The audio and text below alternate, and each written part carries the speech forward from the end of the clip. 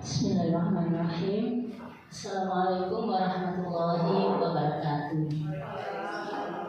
Alhamdulillah, pada hari ini, saat ini kita semua bisa berkumpul untuk melakukan pemaparan yang disampaikan oleh Pak Rindra Purbawasesa selaku calon guru penggerak angkatan ke-11 Kabupaten Mojokerto. Saat ini nanti Pak Rindra akan menyampaikan diseminasi penerapan budaya positif di lingkungan sekolah. Semoga apa yang akan disampaikan nanti bisa memberikan manfaat bagi rekan-rekan semua yang ada di lingkungan sekolah ini dan memberikan manfaat yang berarti bagi peserta didik yang ada di sekolah ini. Untuk selanjutnya langsung kami sampaikan kepada Pak Rindra, Ihdinas Shiratal Mustaqim. Semoga semuanya bermanfaat. Assalamualaikum warahmatullahi wabarakatuh.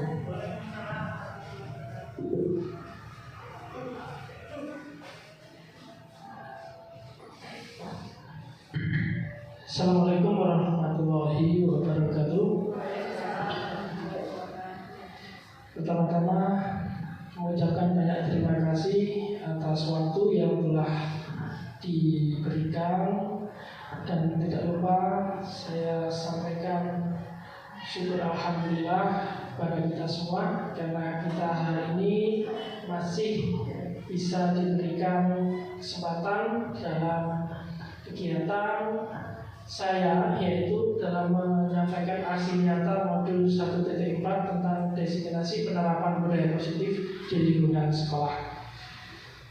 Yang pertama, saya ucapkan terima kasih kepada Ibu Kepala Sekolah yang telah memberikan waktu kepada saya untuk bisa menyampaikan kegiatan pada pagi hari ini, dan tidak lupa juga pada teman-teman semua sudah menyempatkan waktu juga bisa hadir pada hari ini, yang dimana saya harus menyelesaikan tugas guru penggerak angkatan 11, yaitu tentang penyampaian aksi nyata modul 1.4. Yang pertama, pada kegiatan hari ini, jadi pada kesempatan kali ini, yang dimana untuk materi pada modul 1.4 ini yaitu tentang penerapan budaya positif di lingkungan sekolah.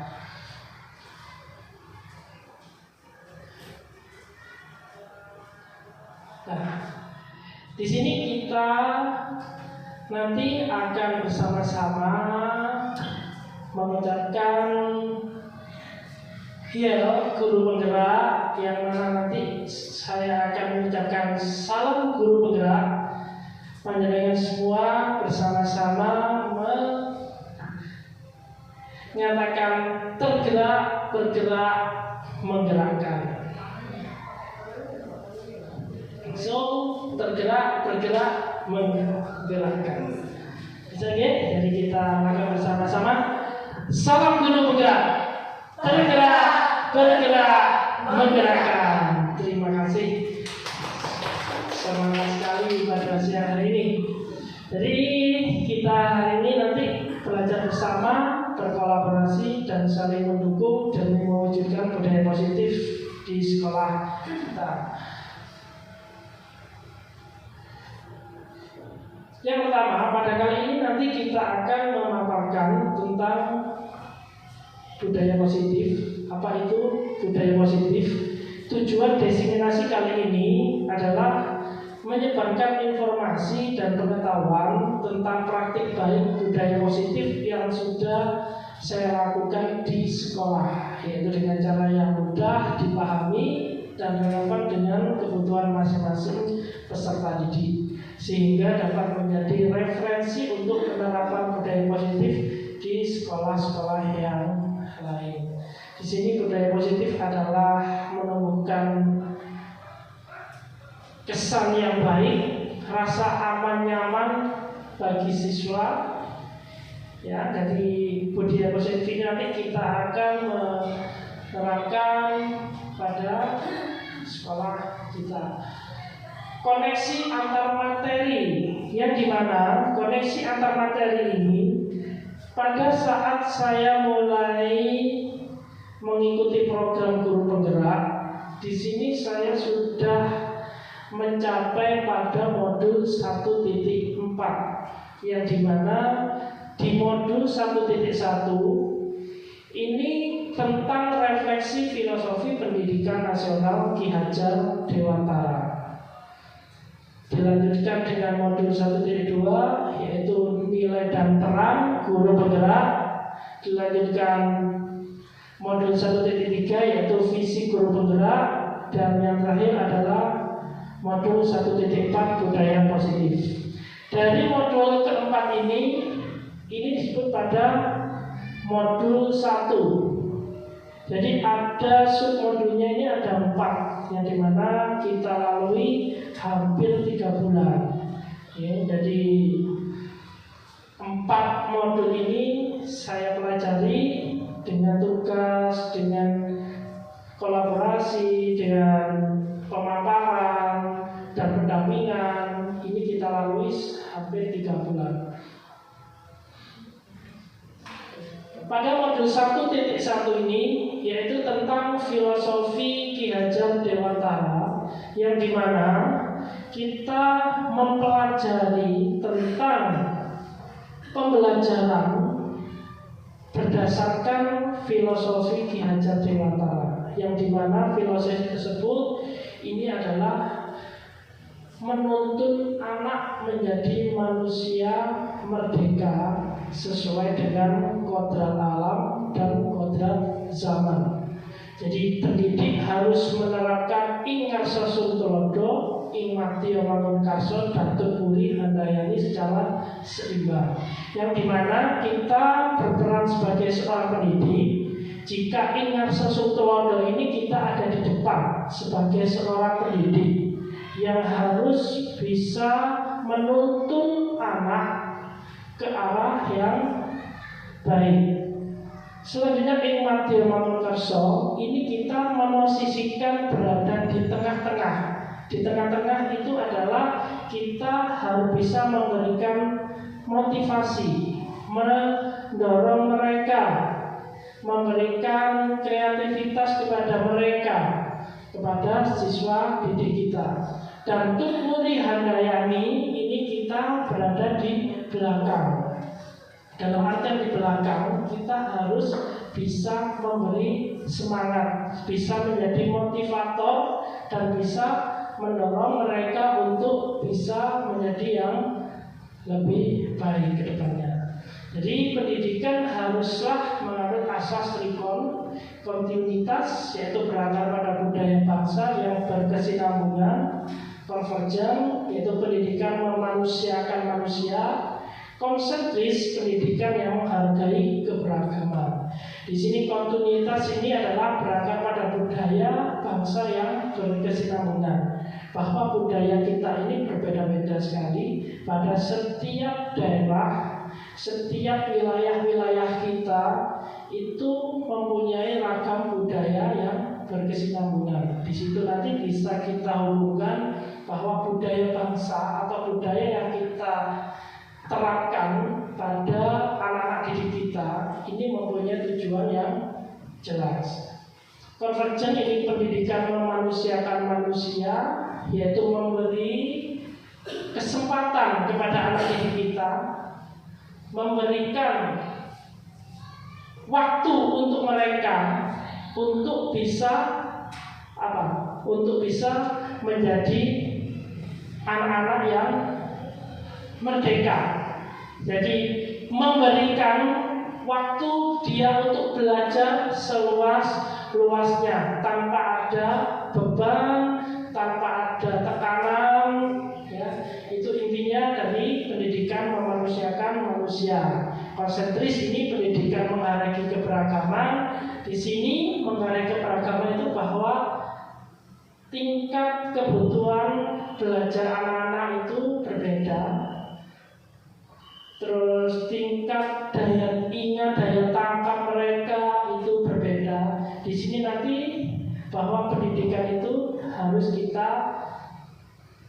hargai dan bagaimana cara kita menerapkan pada keberagaman tersebut pada saat pembelajaran. Modul 1.2 ini terfokus pada nilai dan peran guru penggerak. Di sini guru penggerak ini diberi materi tentang bagaimana sih perannya guru penggerak itu selama nanti menjadi seorang pendidik, selama menjadi guru. Di sini nilai peran guru penggerak ini ditekankan bahwa guru ini harus berpihak pada murid. Apapun yang murid inginkan, apapun yang murid minta, ini harus kita beri kesempatan. Tidak boleh untuk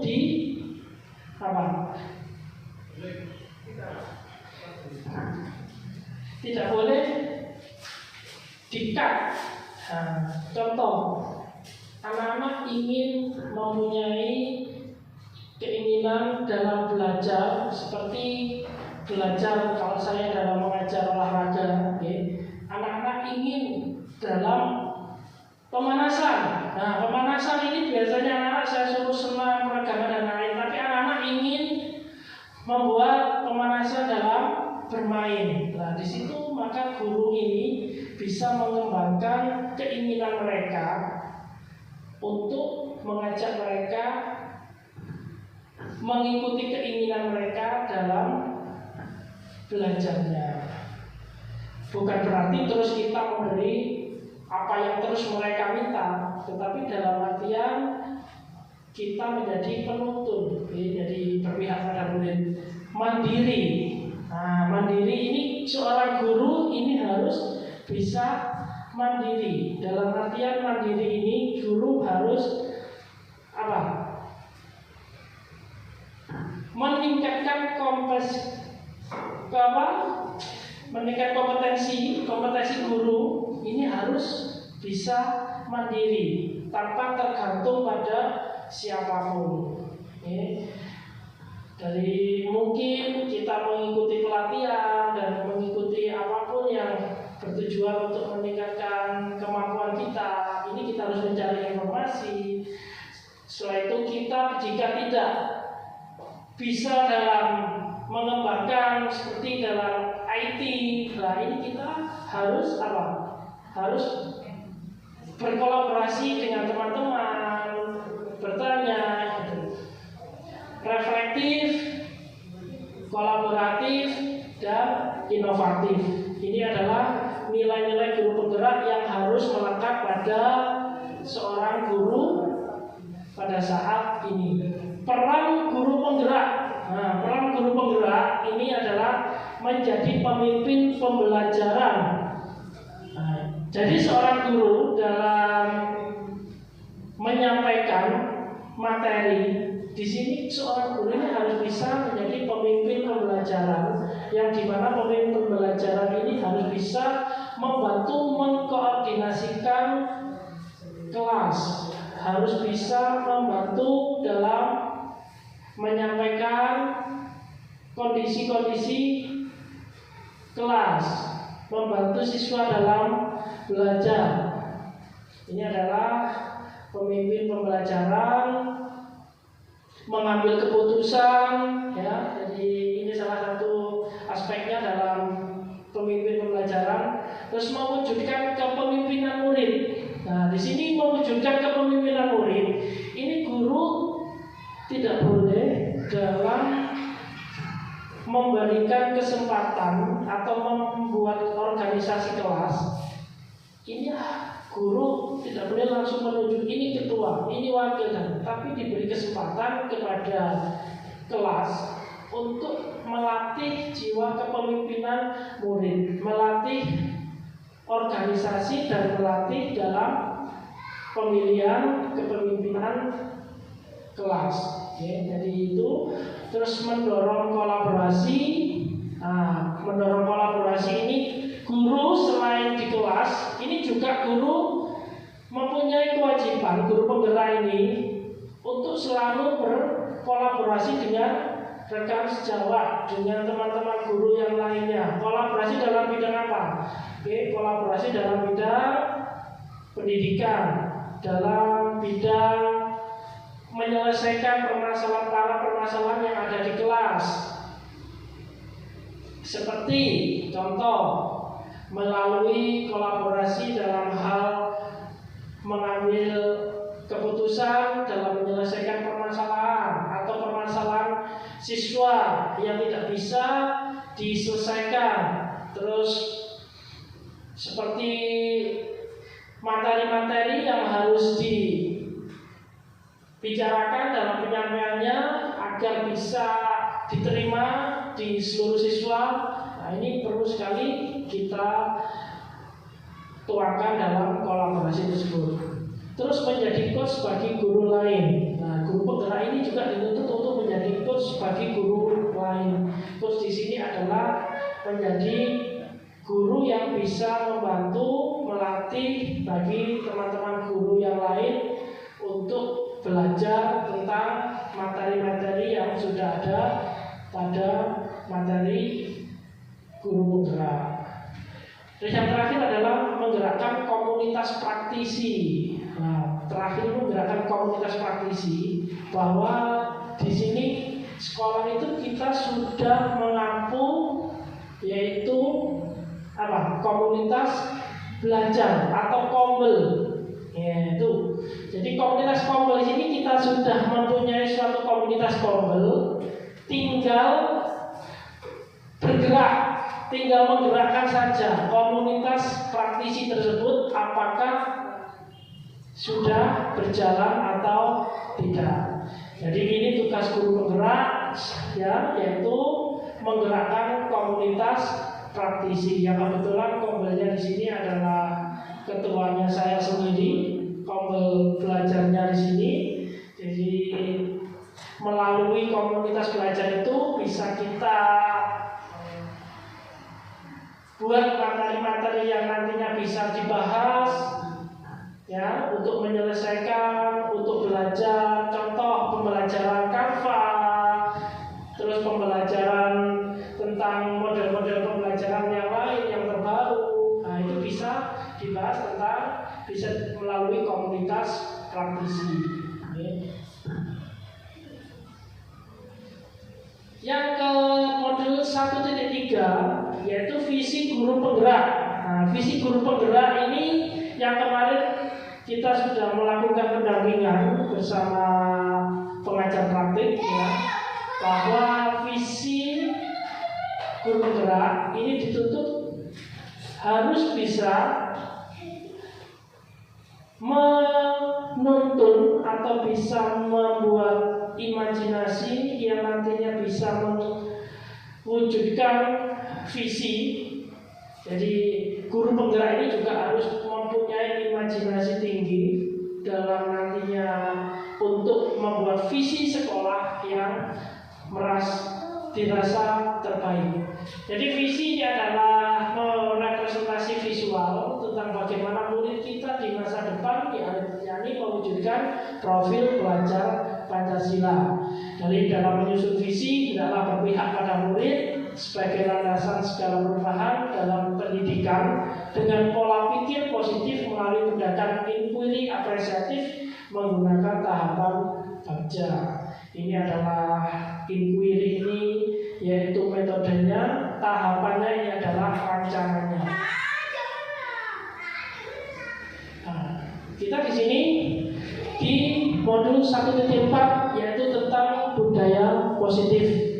Jadi berdasarkan penerapan tahapan baca akan muncul pembiasaan positif yang kita kenal dengan budaya positif. Jadi sama juga dengan Adiwiyata, ya, program Adiwiyata yang dimana berbudaya lingkungan. Nah, di sini adalah berbudaya positif. Jadi pembiasaan yang positif. Jadi budaya positif akan menciptakan rasa aman dan nyaman pada murid selama proses pembelajaran. Budaya positif dapat mendorong murid untuk mampu berpikir, bertindak, dan mencipta sebagai proses memerdekakan dirinya, sehingga murid lebih mandiri dan bertanggung jawab. Hal penting dalam penerapan budaya positif adalah kolaborasi antara sekolah, siswa, dan orang tua serta masyarakat sekitar. Karena budaya positif akan terbentuk dan mengakar kuat jika dimulai dari rumah, sekolah, dan lingkungan masyarakat. Jadi budaya positif ini mungkin kita atau sekolah kita selama ini sudah menerapkan sudah menerapkan pembiasaan positif, yang dimana pembiasaan ini biasanya kita munculkan dalam literasi, mungkin di literasi kelas, literasi di luar kelas. Jadi pembiasaan ini yang sudah kita munculkan itu nantinya mungkin bisa kita lebih kembangkan lagi, ya.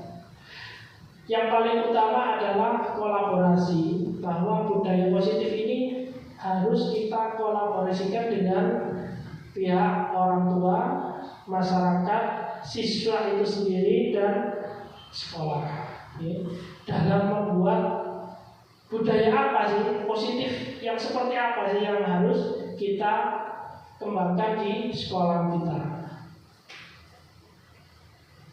Jadi keterkaitan antar materi, jadi keterkaitan antar materi yang nantinya di 1.1, 1.2, 1.3, dan 1.4 ini muaranya tetap pada ke profil pelajar Pancasila. Jadi semua 4 komponen ini di modul 1 ini intinya adalah membentuk profil pelajar Pancasila.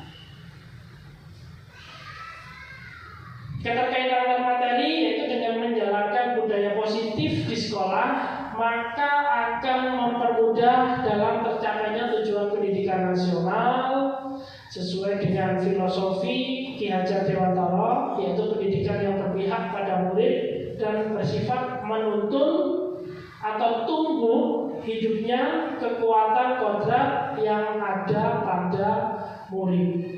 Budaya positif dapat terwujud jika seseorang memiliki 5 nilai guru penggerak, di antaranya yaitu berpihak pada murid, mandiri, reflektif, kolaboratif, dan inovatif.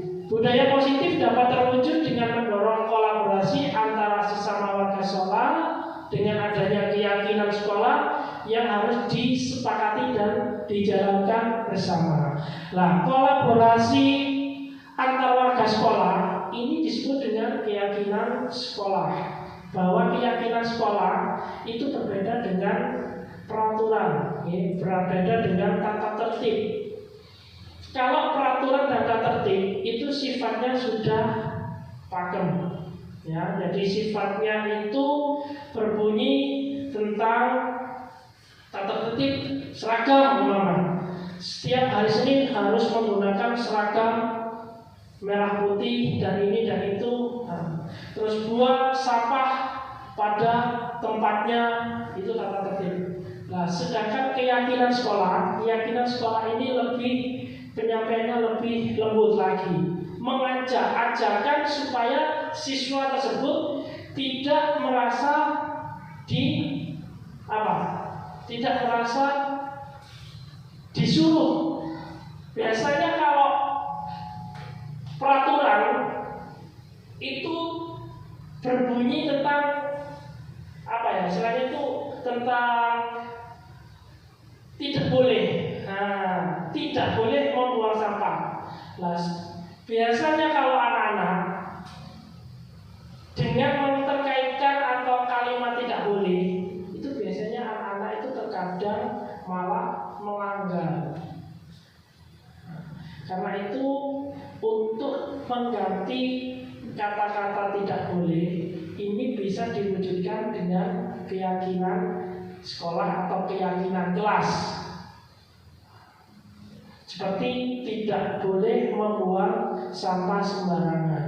Nah, itu bisa diganti dengan keyakinan yang lebih lembut lagi ke anak-anak.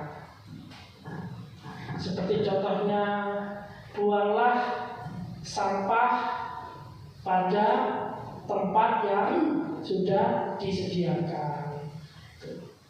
Jadi intinya keyakinan ini lebih diperhalus lagi.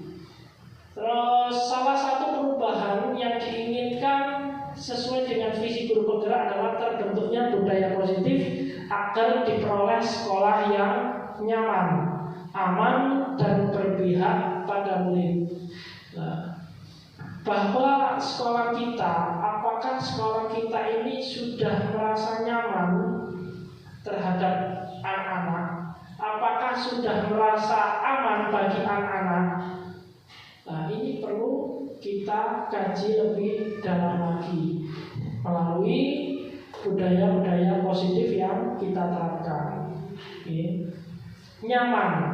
Jadi nyaman ini, bagaimana anak ini merasa nyaman untuk belajar di sekolah kita. Nyaman dari apa? Nyaman dari lingkungan. Contoh lingkungannya, kelas. Ini bagaimana sih anak ini kok bisa nyaman di kelas? Nah, mungkin suasana kelasnya yang perlu diinovasi lagi. Nyaman dalam belajar. Nah, apakah anak nyaman dalam belajar? Oh, ternyata anak ini tidak mau mengikuti, malas dalam mengikuti pelajaran ini itu. Ternyata dalam memberikan materinya, guru tidak memberikan rasa nyaman kepada siswa. Jadi monoton, jadi anak-anak merasa bosan. Nah, untuk mewujudkan visi guru penggerak tersebut dengan pembuatan prakarsa perubahan sesuai dengan filosofi, KD, dan profil pelajar Pancasila.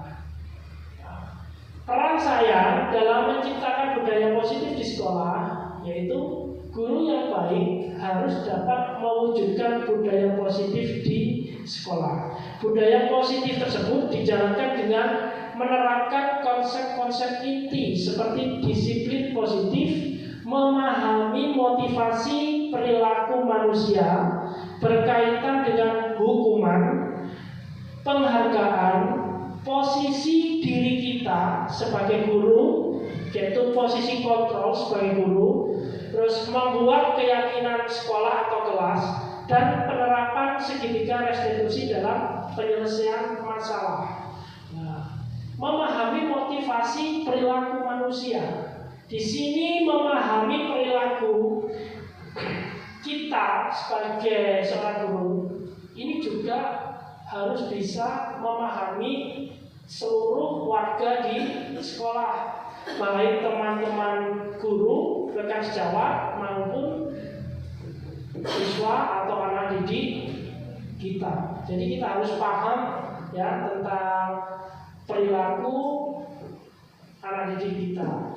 Terus berkaitan dengan hukuman dan penghargaan. Nah, ini Bapak Ibu guru harus bisa memberikan dan tahu apa sih yang harus mereka terima. Apakah hukuman?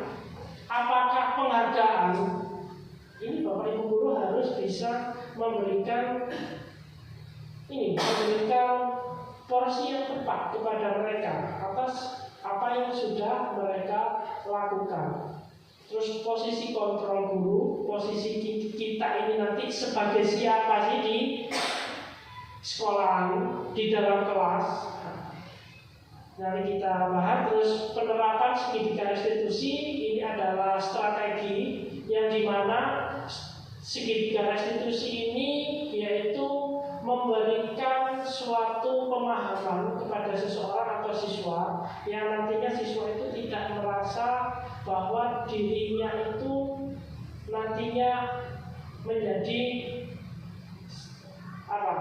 seorang siswa yang bersalah terlalu berat setelah melakukan kesalahan.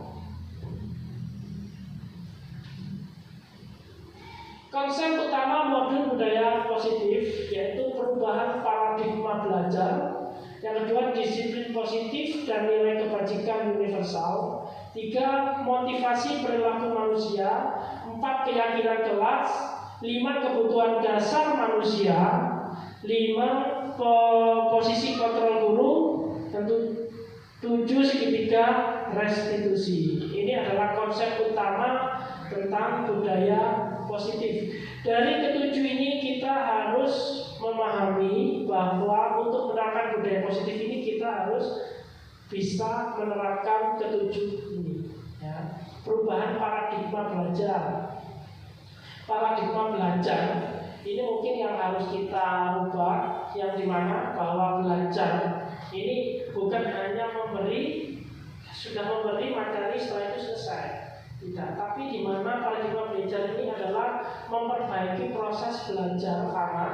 Proses belajarnya ini apakah anak itu semua mengalami pengalaman belajar yang sama, mengalami proses belajar yang menyenangkan, proses belajar yang baik dan tercapai tujuan belajarnya.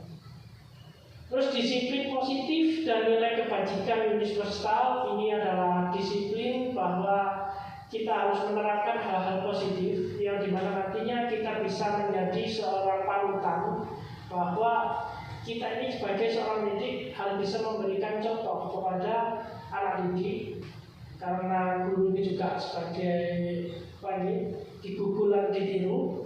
Jadi kita juga harus bisa menjadi panutan. Motivasi perilaku manusia, kita harus bisa memberikan motivasi ya kepada anak-anak, yang dimana dalam setiap belajarnya itu kadang-kadang anak-anak merasa sudah mencapai titik yang paling bawah, jenuh dan lain-lain. Ini guru harus bisa memberikan motivasi, meningkatkan motivasi belajar anak tersebut. Keyakinan kelas, nah mungkin Bapak Ibu dari guru-guru kelas, ini keyakinan kelas ini yang paling penting. Dari kelas, Bapak Ibu kelas 1 sampai kelas 6, apakah sudah membuat keyakinan kelas di kelasnya masing-masing? Sudah ditempel keyakinan kelas. Nah, keyakinan kelas ini yang membuat siapa? Yang membuat adalah anak-anak sendiri. Ya, guru hanya bisa menuntun, hanya bisa membantu dan mengarahkan jika memang apa yang diminta anak-anak ini kurang baik. Nah, itu. Nah, setelah keyakinan kelas ini sudah disepakati oleh anak-anak semua, ini harus bisa dipajang, ditempelkan. Yang nantinya anak-anak bisa melihat dan membaca bahwa oh ini adalah kesepakatan kelas, oh ini adalah semacam rambu-rambu, semacam yang harus kita taati bersama. Terus kebutuhan dasar manusia.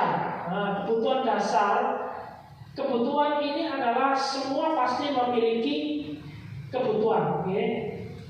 Jadi contoh panjenengan menjadi guru, ini mungkin kebutuhan dasarnya adalah ingin menyampaikan dan membuat siswa menjadi berhasil dalam belajarnya. Sedangkan siswa ini kebutuhannya bermacam-macam. Ya, kadang-kadang ke sekolah itu kebutuhannya apa? Kadang-kadang anak-anak ke sekolah itu kebutuhannya hanya ingin bermain dengan teman. Nah, kadang-kadang anak-anak ke sekolahnya itu kebutuhannya hanya ingin membeli makanan. Ada yang benar-benar ingin belajar. Nah, ini kita harus tahu kebutuhan dasar mereka. Terus posisi kontrol guru. Nah, posisi kontrol guru ini bahwa kita ini posisinya ada di mana? Kadang-kadang selama ini kita sebagai guru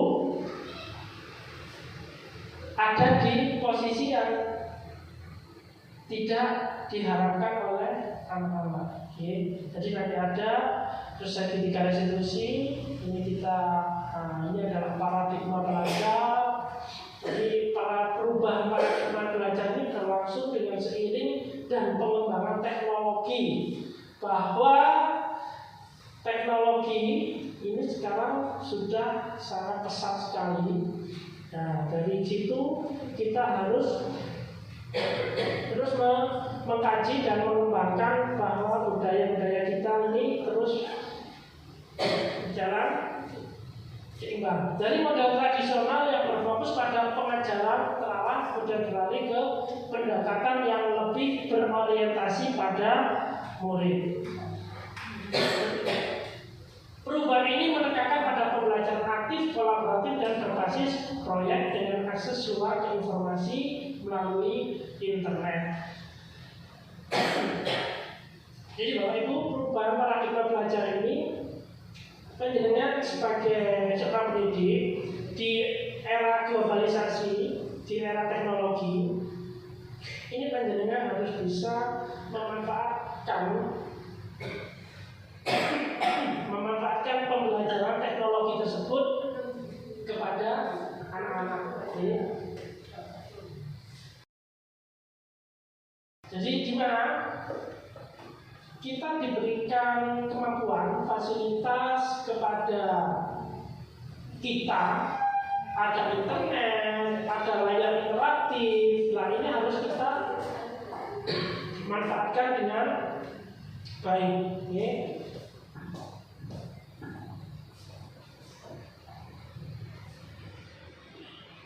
Penerapan pengalaman konsep perubahan paradigma belajar yang sudah dilakukan.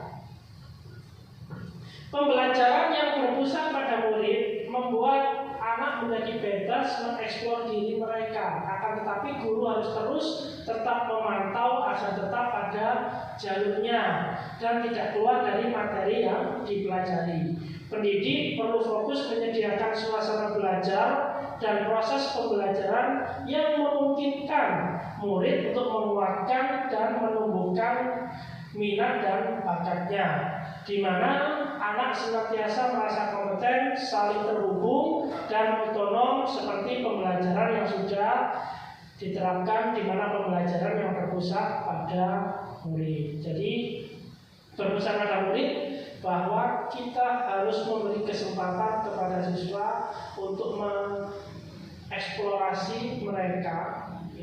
Jadi kita tidak boleh harus ini sesuai dengan kemauan guru, tapi sekali-sekali diberi kesempatan kepada anak-anak untuk menumbuh kembangkan kompeten mereka, ya, menumbuh kembangkan kemampuan mereka, ya, terus agar mereka bisa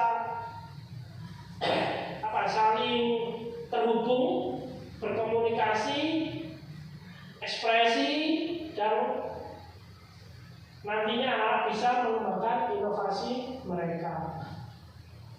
Disiplin positif. Disiplin positif ini merupakan cara penerapan disiplin yang mengajarkan anak bertanggung jawab dan menumbuhkan kesadaran diri berdasarkan nilai-nilai kebajikan. Disiplin positif lebih ke arah disiplin diri yang dapat mengontrol diri dalam melakukan segala tindakan.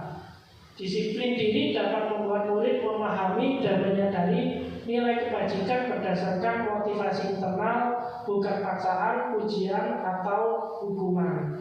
Jadi anak-anak ini akan nantinya terbiasa yang dimana tidak didasari oleh paksaan, ujian ataupun hukuman. Jadi anak-anak melaksanakan tata tertib, ini mereka sudah terbiasa dengan disiplin diri mereka sendiri, bukan karena paksaan ataupun hukuman yang sudah diberikan nantinya. Jadi disiplin itu adalah muncul dari dirinya sendiri. Nilai-nilai kebajikan universal. Nilai kebajikan universal ini adalah sifat-sifat positif manusia yang merupakan tujuan mulia yang ingin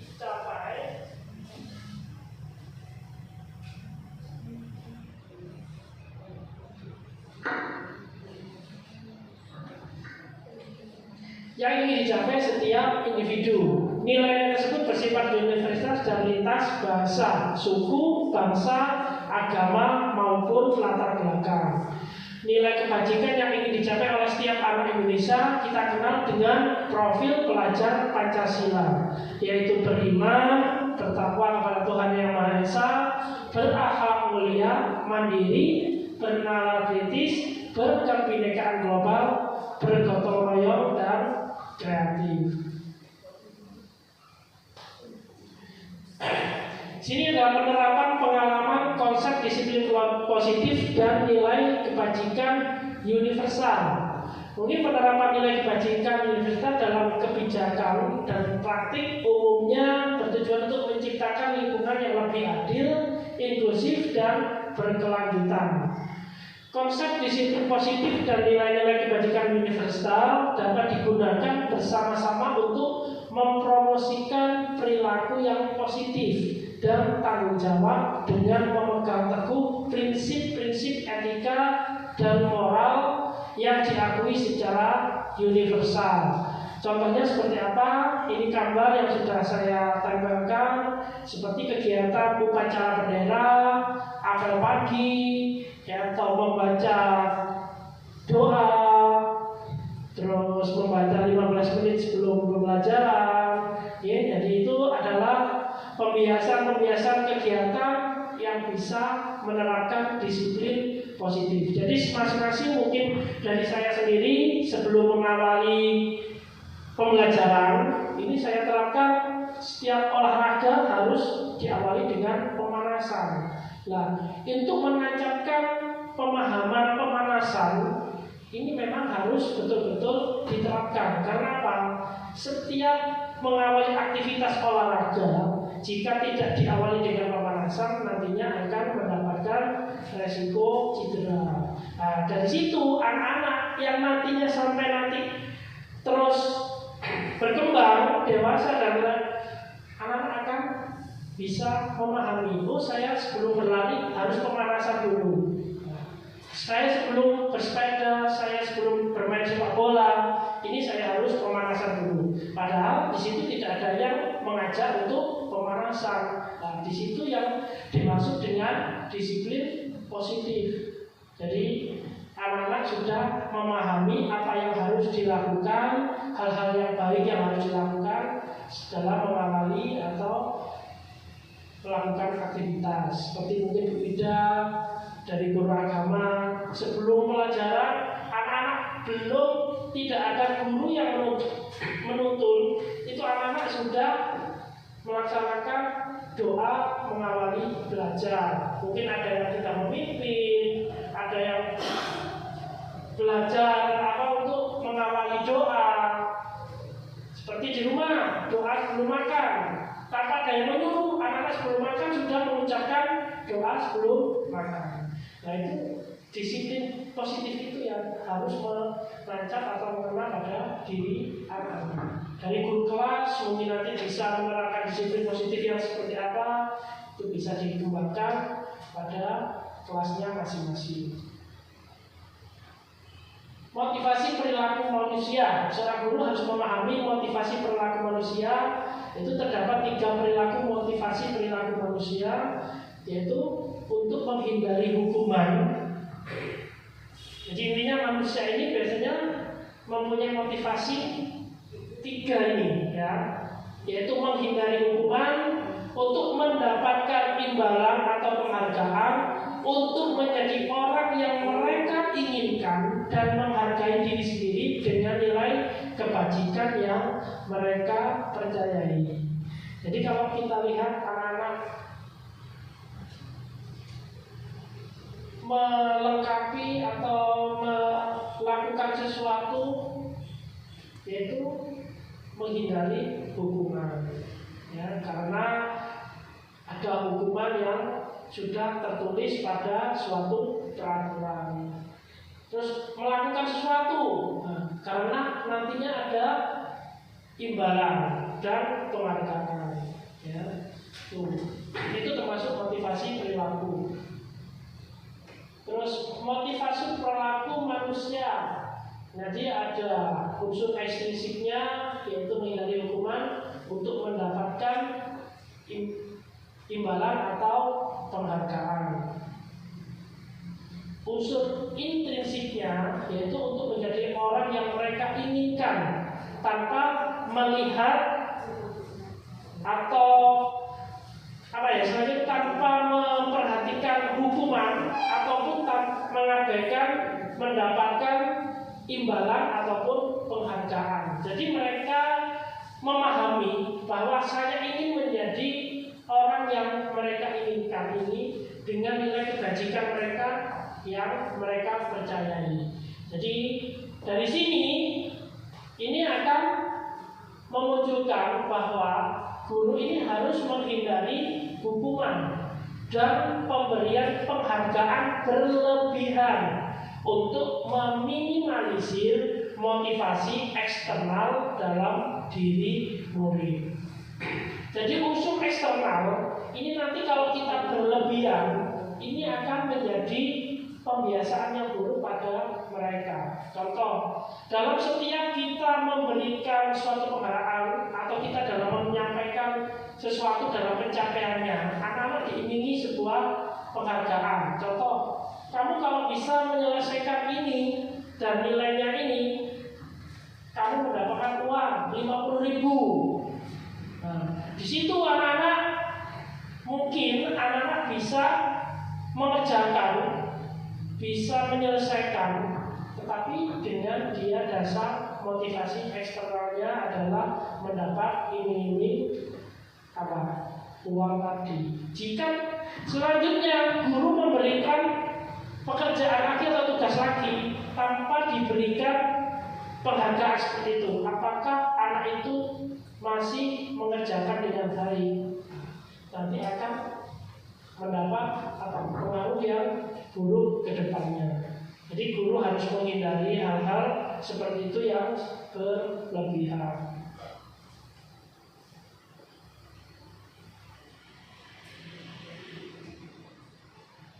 Nah, penerapan motivasi perilaku manusia.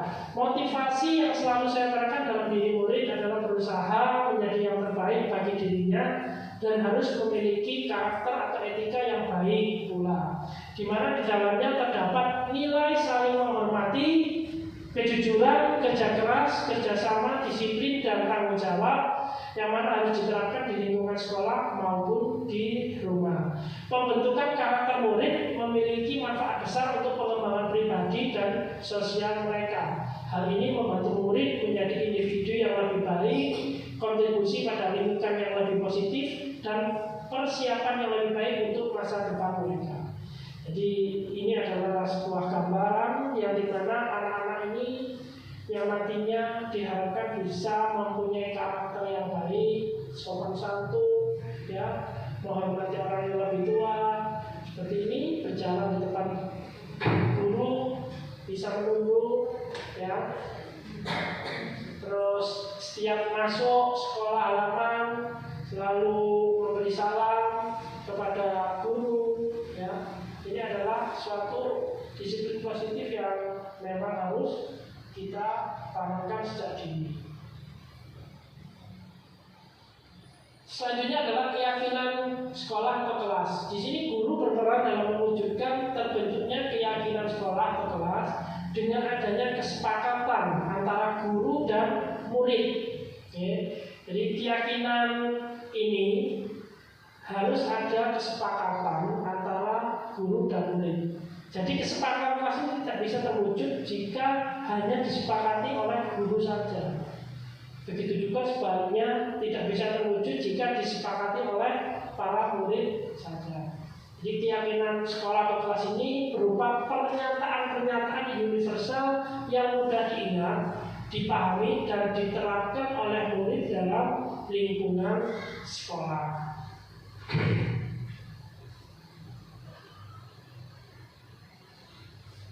Penerapan keyakinan sekolah kelas. Aksi nyata yang saya lakukan adalah membuat keyakinan kelas.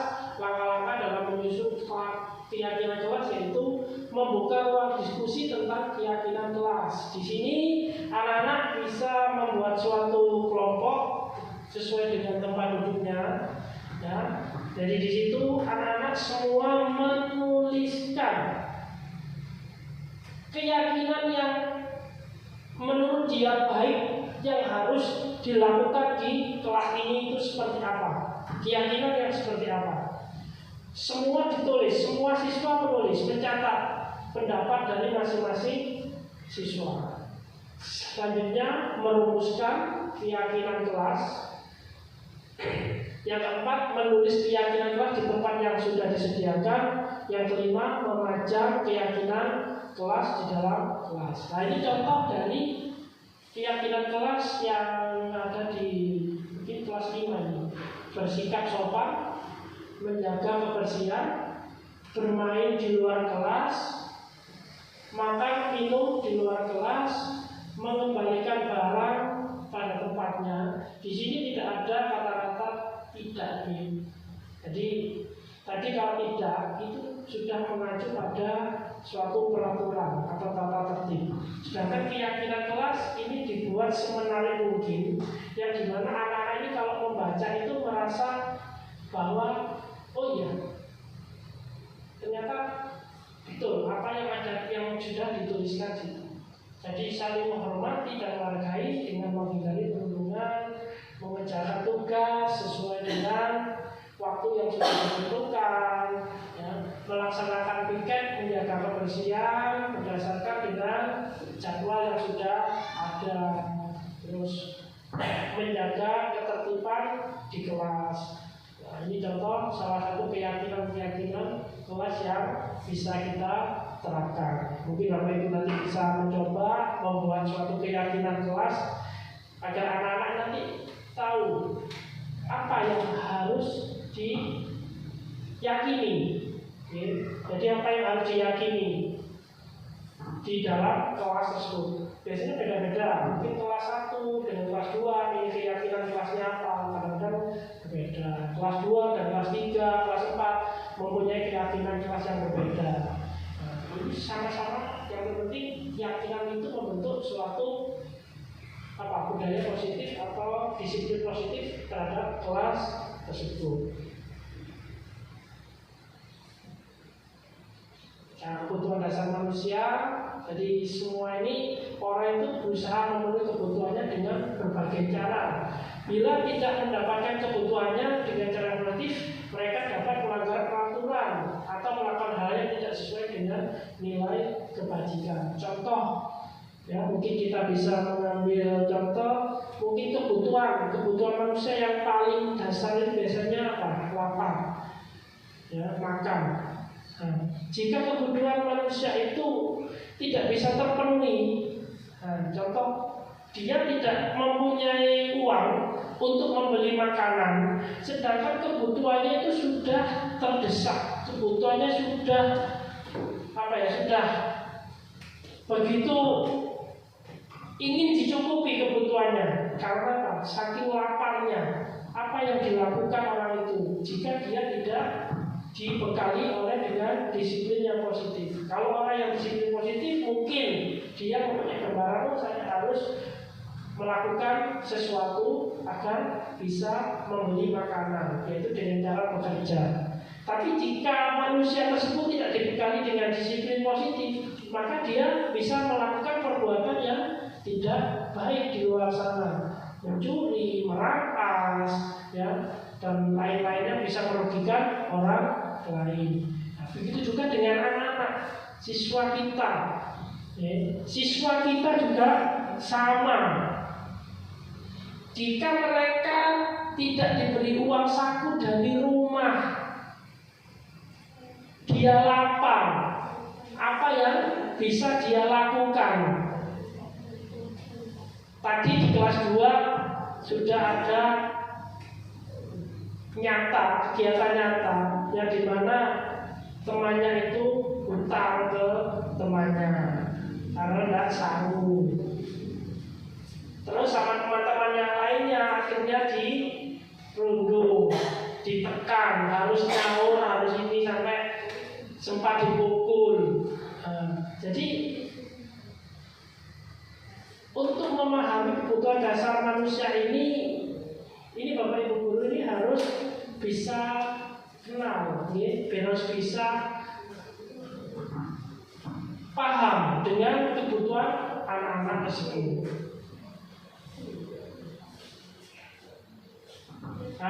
penerapan kebutuhan dasar manusia untuk memenuhi kebutuhan dasar murid, aksi nyata yang saya lakukan adalah dengan memodifikasi metode pembelajaran, yang mana pembelajaran tidak hanya dilaksanakan di dalam kelas, akan tetapi di luar kelas dengan memanfaatkan lingkungan sekitar sekolah. Siswa dapat dengan bebas bereksplorasi di lingkungan sekitar sekolah dan bebas berekspresi dalam menyampaikan pendapat dalam kegiatan praktikum kelompok.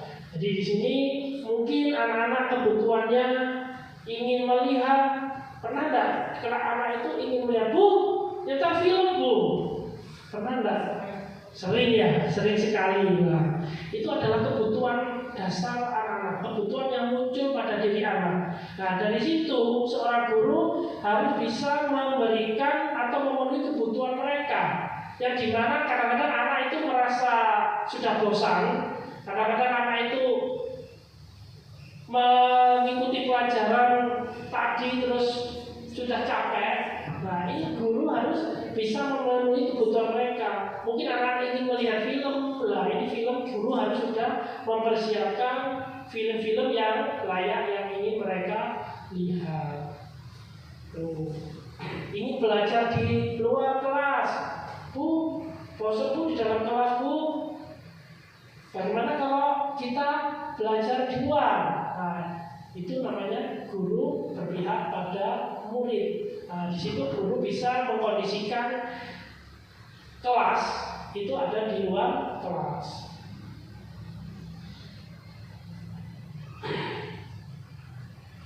Posisi kontrol seorang guru.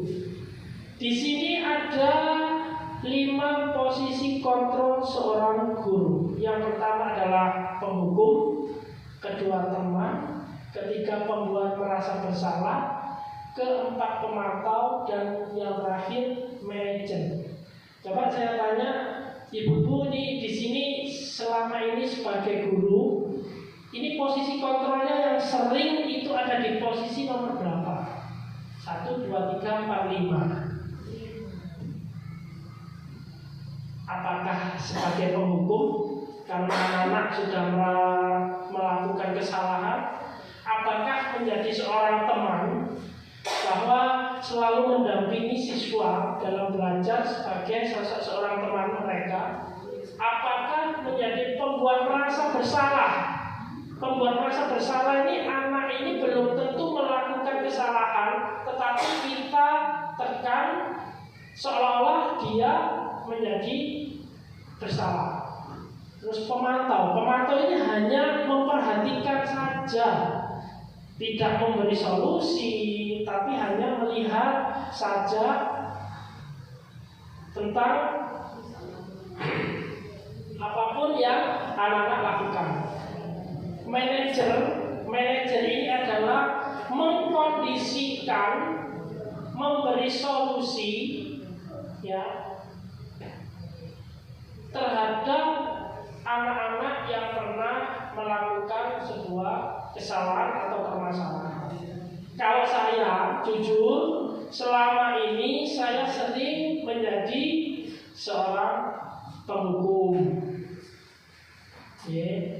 Meskipun kadang bisa menjadi teman, tapi di sini saya sering menjadi penghukum. Ini saya pernah menyampaikan pada saat di ruang kolaborasi, pada saat ditanya Bapak Guru ini yang sering menjadi siapa?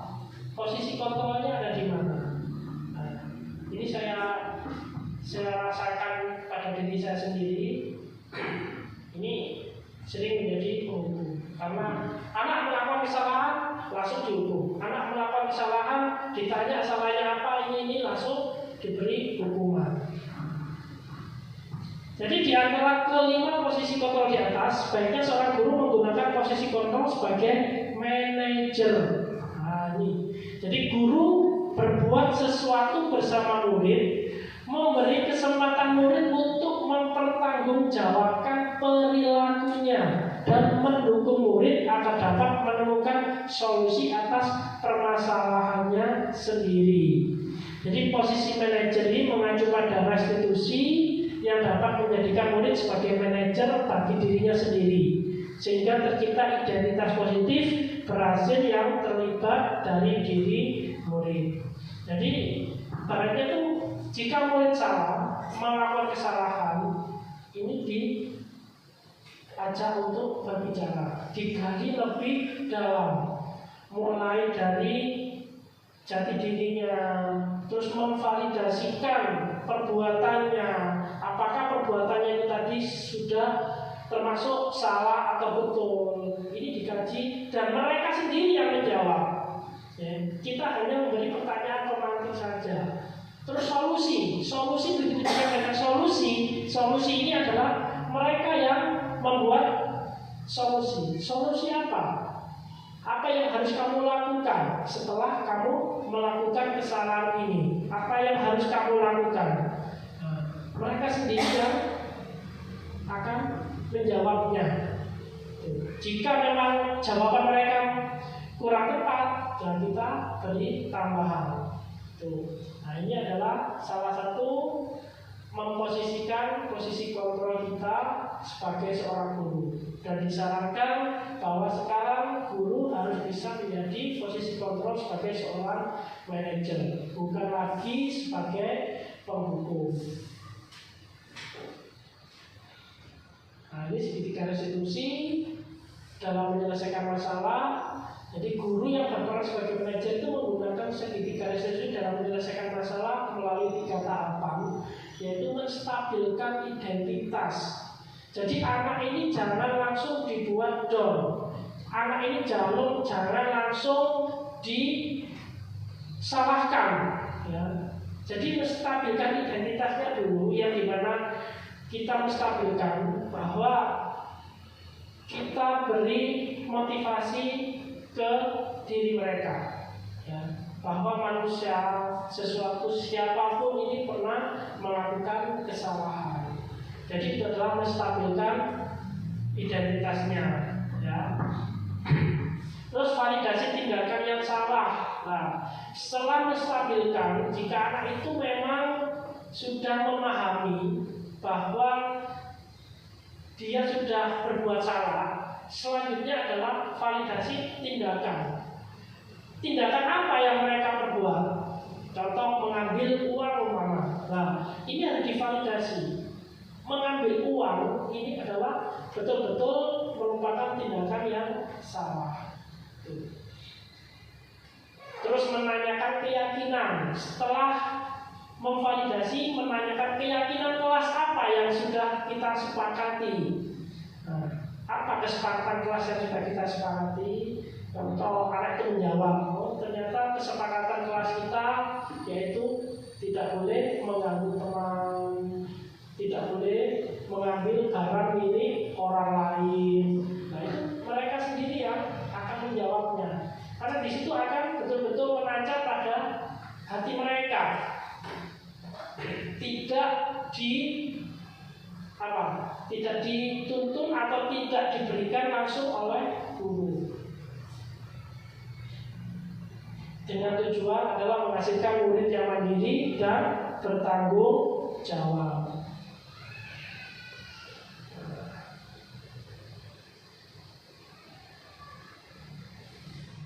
Selanjutnya kita merasakan aksi nyata penerapan disiplin positif, ya. Ini aksi nyata penerapan disiplin tadi sudah digambar tadi, ya. Sebelum masuk sekolah, yaitu mengucapkan senyum, sapa, salam, ya.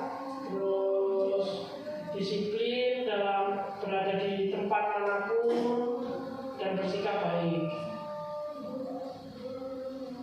Nah, di sini saya mempunyai kasus satu. Yang pertama tentang, nah ini saya ambil kasus yaitu kelas 5, ya. Ini bukan, selainnya itu fiktif. Saya membuat sebuah cerita, ya, membuat cerita tentang keadaan di sekolahan, ya, yang dimana salah satu siswa ini telah berbuat sesuatu yang kurang baik terhadap teman-temannya. Nah, di sini yaitu siswa atas nama Vidi ini kedapatan sering melakukan perbuatan yang baik kepada teman-temannya, khususnya teman perempuan. Seringkali ada temannya yang menyuruh, kadang saat istirahat teman-temannya tidak mau keluar kelas untuk istirahat. Jika ditanya tidak ada yang mau bercerita.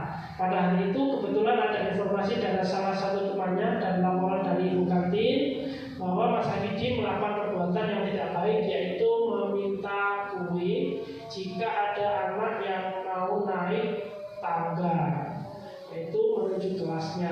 Nah, sejak kejadian itu banyak yang takut untuk turun memberi kue ke kantin.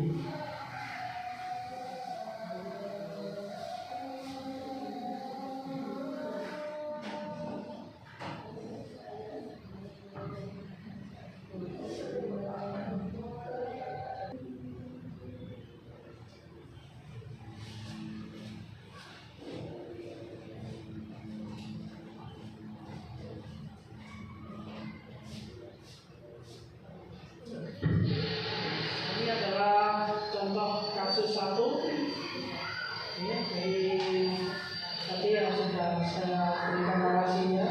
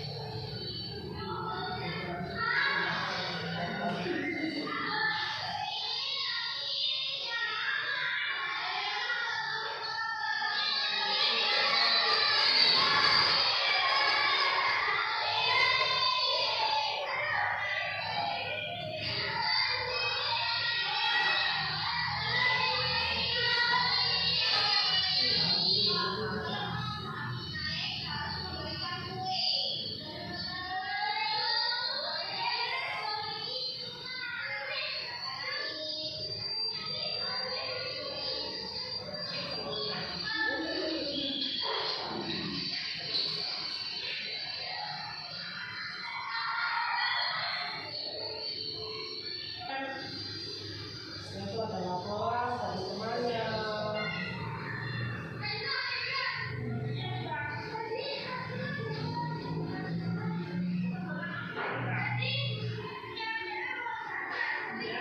Ini biasanya Bapak Ibu pernah ada laporan ya, dari anak-anak tentang temannya yang sudah melakukan kesalahan, ya. Jadi kita serap dulu, kita terima dulu informasinya, ya. Jadi jangan langsung, ya, langsung menyalahkan kepada yang bersangkutan. Nah, ini kita memastikan ke yang lain dulu.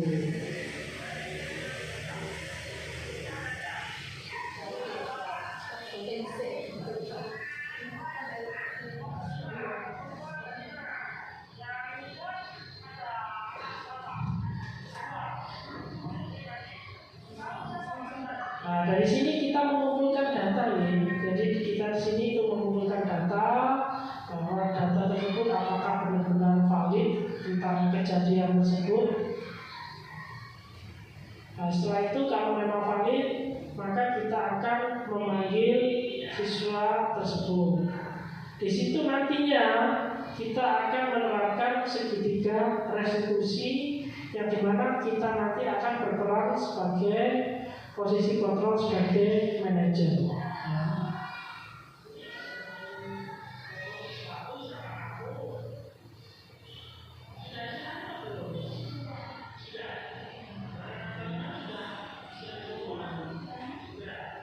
Menanyakan apakah tadi sudah beristirahat, sudah jajan, sudah membeli kue.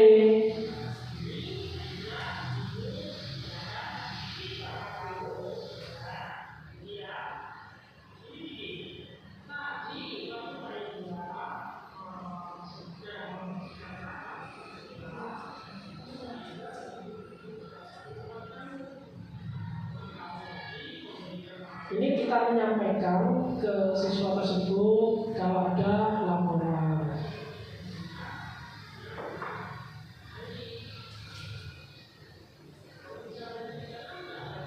Setelah itu diberikan kesempatan kepada siswa untuk bercerita tentang kejadian yang sebenarnya.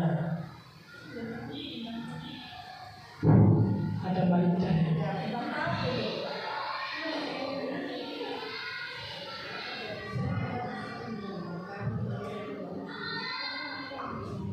Di sini siswa digali ceritanya, diberi kesempatan untuk bercerita, ya.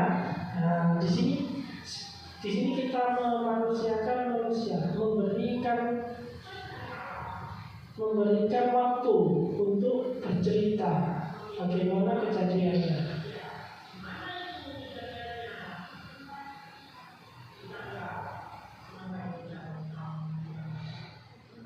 Nah, setelah menceritakan, dia akan kita hubungkan dengan memvalidasikan perbuatan-perbuatan yang sudah dilakukan tadi. Apakah termasuk perbuatan yang benar ataukah perbuatan yang salah.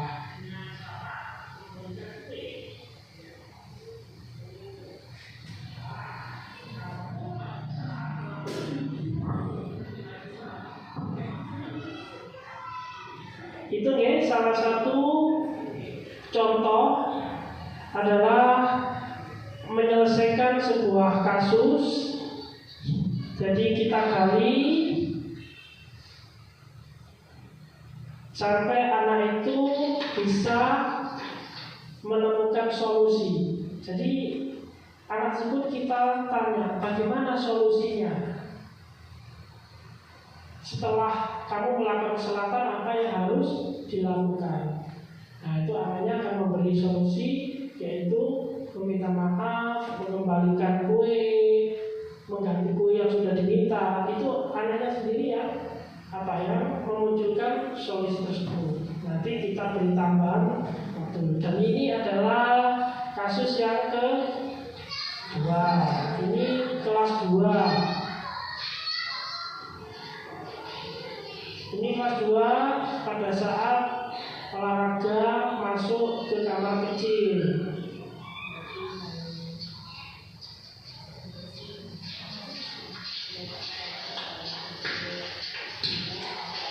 Nah, ini diganggu.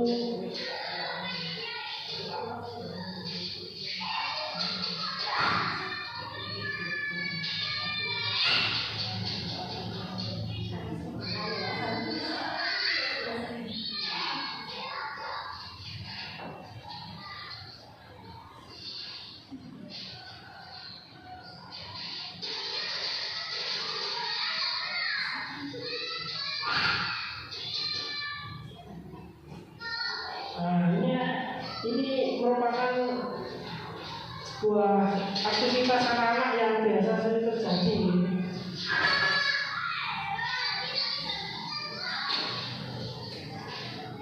Nah, setelah itu ada laporan dari temannya.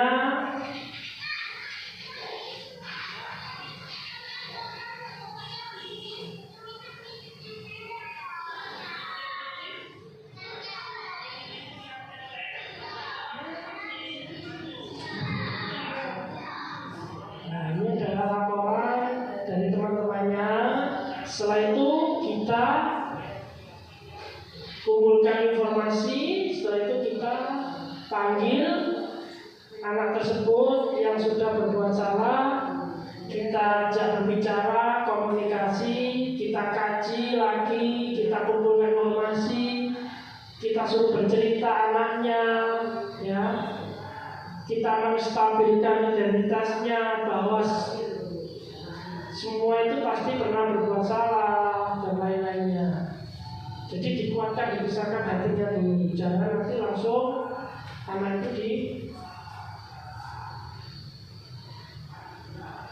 dijatuhkan mentalnya.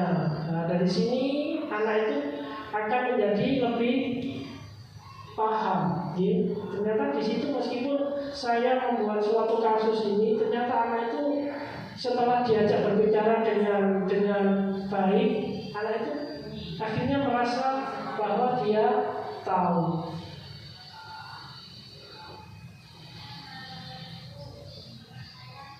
Nah, ini adalah tanggapan murid.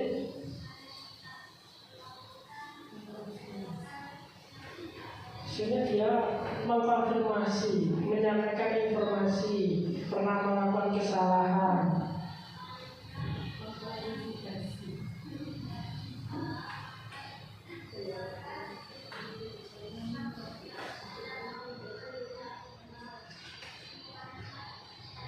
Ya, itu ya yang sudah bisa saya sampaikan pada kegiatan diseminasi kali ini.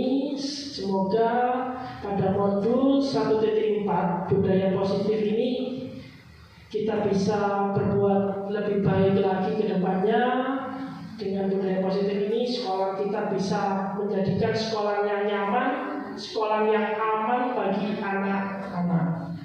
Mungkin itu saja yang bisa kami sampaikan. Kalau ada salah kata dalam penyampaian, saya mohon maaf yang sebesar-besarnya. Saya akhiri. Wassalamualaikum warahmatullahi wabarakatuh.